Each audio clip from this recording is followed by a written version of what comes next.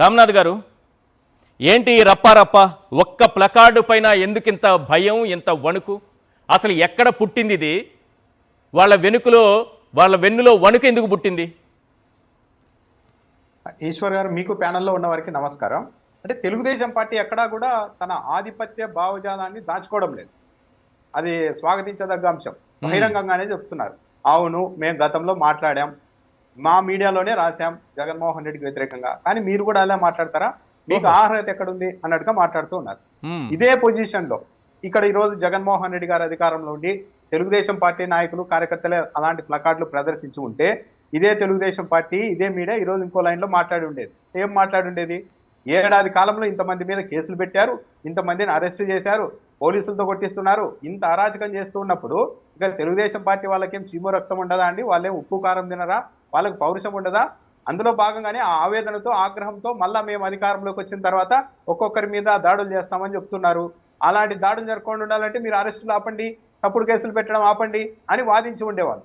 కానీ ఈ రోజు మాత్రం అందుకు పూర్తిగా ఇంకా విచిత్రం ఏంటంటే ఈ రోజు ఆంధ్రజ్యోతి పత్రికలో హెడ్లైన్ నరుకుతాం చంపుతాం ఇదేం భాష అని ప్రశ్నించారు. కానీ ఇదే ఛానల్లోనే కదా ఒక సస్పెండెడ్ అయిన ఒక జడ్జి గారు జగన్మోహన్ రెడ్డి తల నరికేస్తా అంటే ఖండించకపోగా దాన్నే తమ్ముడేలుగా పెట్టి హెడ్లైన్ గా పెట్టి విపరీతంగా వైరల్ చేసిన ఛానలే ఈ రోజు మళ్ళీ మీరు నరుకుతారా, పొలుస్తారా అని మాట్లాడుతూ ఉన్నారు. నిజానికి ఏంటంటే జగన్మోహన్ రెడ్డి గారిని ఎదుర్కోవడానికి వీళ్ళ దగ్గర ఉన్న ఒకే ఒక ఎజెండా ఇది. ఇంతకాలం జగన్మోహన్ రెడ్డి గారి వ్యక్తిత్వం మీద దాడి చేస్తూ రాజకీయం చేస్తూ వచ్చారు. ఇప్పుడు వైఎస్ఆర్సీపీ క్యారెక్టర్ ని కూడా పార్టీ అంతా అలాంటిదే అని ఒక ముద్ర వేయడంలో భాగంగానే ప్రణాళిక ప్రకారం ఒక పద్ధతిగా వైఎస్ఆర్సీపీని డ్యామేజ్ చేయడానికి ప్రయత్నాలు చేస్తూ ఉన్నారు.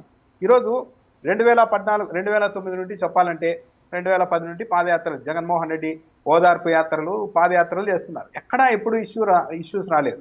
కానీ ఇప్పుడు మాత్రం ఈ కొద్ది నెలలుగా మాత్రం ఎందుకు వస్తున్నాయి అంటే ఒకటే, ఎలాగైనా సరే జగన్మోహన్ రెడ్డి ఎక్కడికి వెళ్ళినా ఒక విధ్వంసం జరుగుతుంది, ఒక దాడి జరుగుతుంది, ఒకరు చనిపోతారు, ఇద్దరు ముగ్గురు చనిపోతారు అన్న ఒక వాతావరణాన్ని సృష్టించేసి జగన్మోహన్ రెడ్డిని ఒక ముద్ర వేయాలి వైఎస్ఆర్సీపీ మీద, వాళ్ళంతా ఇలాంటి వాళ్ళే, అదంతా రౌడీ పార్టీ అని ఒక ముద్ర వేయడానికి ఒక ప్రణాళిక ప్రకారం ముందుకెళ్తున్నారు. ఈరోజు చంద్రబాబు నాయుడు గారు ప్రెస్ మీట్ పెట్టారు ఈశ్వర్ గారు.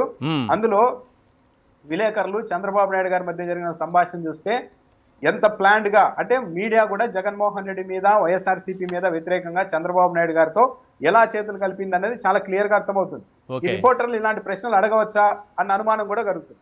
రిపోర్టర్ అడుగుతున్నారు ఒక ఆయన చంద్రబాబు నాయుడు గారిని, సార్ ఈ రౌడీ బ్యాచ్లకు, గంజాయి బ్యాచ్లకు, బెట్టింగ్ బ్యాచ్లకు పరామర్శ చేస్తూ ఉంటే Jaganmohan Reddy law and order కు పూర్తి ఇబ్బంది ఏర్పడుతోంది, ప్రాణాలు పోతున్నాయి సార్, మీరేం చేయరా అంటున్నారు. అంటే ఒక విలేకరి ఆల్రెడీ రౌడీల్ బ్యాచ్, గంజాయి బ్యాచ్, బెట్టింగ్ బ్యాచ్ అంటూ నిర్ధారిస్తూ తీర్పిస్తూ చంద్రబాబు నాయుడు గారిని ప్రశ్న అడుగుతున్నారు. ఓ రిపోర్టర్ ఇలా అడగచ్చా? అడిగితే దానికి ఉత్సాహంగా చంద్రబాబు నాయుడు గారు అదే నేను వీళ్ళందరినీ కట్టడి చేయడానికి నేను ప్రయత్నం చేస్తున్నాను, మీరు కూడా చైతన్యపరచాలని మాట్లాడుతున్నారు. ఇదేం డ్రామా బ్యాచా లేకపోతే విలేకరుల సమావేశమా? అది అలాగే నడిచింది. అంటే మరి వాళ్ళన్నీ ఎందుకో కానీ అలా అడగచ్చా? ఇంకో విలేకరు అడుగుతున్నారు, సార్ నిన్న పరామర్శకు వెళ్తే ఇద్దరు చనిపోయారు, మళ్ళీ పరామర్శకు అనుమతి అడిగితే ఎలా, మీరు ఏం చేస్తారని అడుగుతున్నారు. అంటే జగన్మోహన్ రెడ్డి నిన్న పరామర్శకు వెళ్ళడం వల్ల ఇద్దరు చనిపోయారని ఒక రిపోర్టర్ తీర్పిస్తూ ఉన్నారు. కానీ చనిపోయింది ఎవరు? నిన్న ఎస్పీనే. దానికి చంద్రబాబు నాయుడు గారు వెంటనే అవును నేను కట్టడి చేయడానికి ప్రయత్నం చేస్తూ ఉన్నాను, జగన్మోహన్ రెడ్డి ఎంత దుర్మార్గుడు అంటే తన వెహికల్ అంటున్నారు, తన వెహికల్ ఢీకొని ఒక వ్యక్తి చనిపోతే కనీసం ఆగి పరామర్శించరా అండి, ఇంకో వ్యక్తి కూడా చనిపోయారు అని మాట్లాడుతున్నారు. కానీ ఎవరండి? నిన్న ఎస్పీ గారే ప్రెస్ మీట్ పెట్టి చెప్పారు, జగన్మోహన్ రెడ్డి కాన్వాయ్కి ఈ ప్రమాదానికి సంబంధమే లేదు, వేరే ప్రైవేట్ వాహనం ఢీకొనిందని స్వయంగా జిల్లా ఎస్పీ చెప్పిన తర్వాత కూడా చంద్రబాబు నాయుడు గారు నీ వెహికల్ ఢీకొంటే పరామర్శించవా అని మాట్లాడుతూ ఉన్నారు. ఇంకొక ఆయన గుండెపోటుతో చనిపోయారు. అంటే ఇంకా ఫ్యూచర్ లో జగన్మోహన్ రెడ్డి ఒక పర్యటనకి వెళ్తే జగన్మోహన్ రెడ్డి పర్యటిస్తున్న సరౌండింగ్ ఒక 100 కిలోమీటర్ల రేడియస్ లో ఎవరికి గుండెపోటు వచ్చినా, ఎవరికి యాక్సిడెంట్ అయినా జగన్మోహన్ రెడ్డి బాధ్యత వహించాలి అని కూడా అంటారు. ఇంకో విలేకరి ఇలాంటి పరిస్థితులు అంటే రాష్ట్రంలో పెట్టుబడులు ఎలా వస్తాయి సార్ అని ప్రశ్నిస్తూ ఉన్నారు. జగన్మోహన్ రెడ్డి కట్టడి చేయాలి అని ఇంతగా విలేకరులు, చంద్రబాబు నాయుడు గారు ఇంత కుమ్మక్కై ఇక్కడ ప్రశ్నలు అడుగుతూ ఒకరు సమాధానాలు చెప్తూ ఉన్నారంటే వీళ్ళు వైఎస్ఆర్ కాంగ్రెస్ పార్టీ మీద ఎలాంటి ముద్ర వేయాలనుకుంటున్నారు ఈ మీడియా బలంతో అన్నది చాలా క్లియర్ గా అర్థమవుతుంది. అంటే ఒక డౌట్ వస్తుంది సార్, ఇది చంద్రబాబు నాయుడు గారి ప్రసంగమా, విలేకరుల ప్రశ్నలా? మామూలుగా వాళ్ళ ప్రశ్నలన్నిటికీ కూడా ఆల్రెడీ చంద్రబాబు నాయుడు గారి ప్రసంగంలో కనిపించేవి ఇవన్నీ, ఆ ప్రసంగానే మళ్ళీ ప్రశ్నల రూపంలో తీసుకొచ్చినట్టుగా అనిపిస్తోంది. అంటే ఇప్పుడు చంద్రబాబు నాయుడు గారు పొలిటీషియన్, చంద్రబాబు నాయుడు గారు ఇవన్నీ చెప్తే ప్రజల్లో ఇంపాక్ట్ తక్కువ ఉంటుంది. అదే ఉండొచ్చు, ఒక రాజకీయ నాయకుడిగా ఆయన అలాంటి చెప్పొచ్చు, చాలా మంది చెప్తూ ఉంటారు, చెప్పే ఇది ఉంటుంది. కానీ విలేకరులు ఎలా అడుగుతారు నాకు అర్థం కాదు. అదే విలేకరులు కూడా అడుగుతున్నారు చూడండి. అంటే సామాన్య జనాలు ఎక్కడ నిజమే అనుకుంటారేమో అన్నది వాళ్ళ అభిప్రాయం. కానీ ప్రజలు అంత అమాయకంగా లేరు అన్నది చాలా సార్లు ప్రూవ్ అయింది. కానీ వాళ్ళ ప్రయత్నాలు వాళ్ళు చేస్తూనే ఉన్నారు.